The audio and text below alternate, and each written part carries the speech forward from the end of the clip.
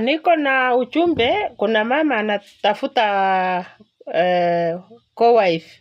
So there is a vacancy of co-wife and the qualifications. Nimeambiwa qualification na nimeandika hapa.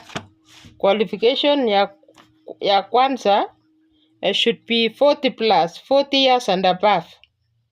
Nimeuliza nikaambiwa mzee ni 69, karibu 70.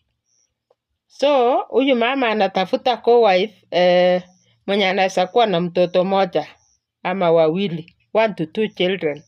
And the children should be at least mdogo akuwe na 10 years. So, yeye amesema tribeless achakui lugha, lakini anasema Kikuyu, Kisii na Kamba. No, anasema ni Maasai.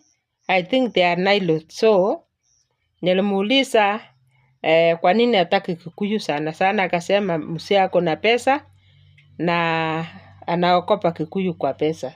Okay, huyu anasema afanye kazi na kama afanye kazi achue biashara.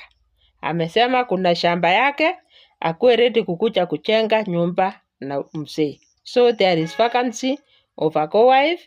Utanitafuta hapo kwa inbox, alafu nitakupea details zaidi. So a lady is looking for a co-wife.